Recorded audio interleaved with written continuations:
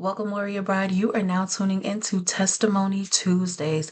Listen, baby, we overcome by the blood of the Lamb and the word of our testimony. So I believe it's going to be pretty cool to add this element to the ministry where on every Tuesday, by God's grace, I will begin sharing my testimony, how I came to know the Lord, how I seen the Lord show up in my life, the miracles, signs, and wonders, the supernatural encounters that I've witnessed and experienced from being in the presence of the Lord, and all of the things that He has blessed me with and done in my life. I believe that is how people remain encouraged. That is how people themselves want to turn away from sin and get out of the kingdom of darkness to turn their lives over to walk in the marvelous light that comes by following Jesus Christ. Hallelujah. And so let's bring it back. Let's bring it back to a good old testimony story, a good old faith-filled story, a good old redemption story. What has the Lord done for us? You have any testimonies of your own, if you have seen the Lord heal you, deliver you, redeem you from something, bring you out of sin, bring you out of darkness, turn your life completely around, please email me at infinitelyhealed.com and I'm going to read your testimony.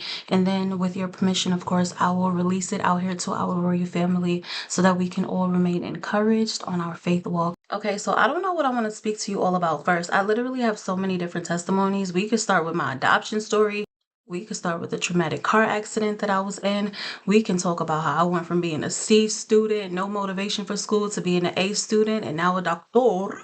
We can talk about how I lost weight 3 times, all natural. We can speak about my deliverance from domestic violence relationships, homosexuality, depression, codependency, poverty, homelessness. We could talk about the financial miracles. I have seen money appear in my bank account when I had -0.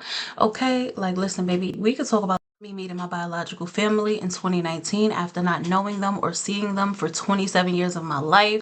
Baby.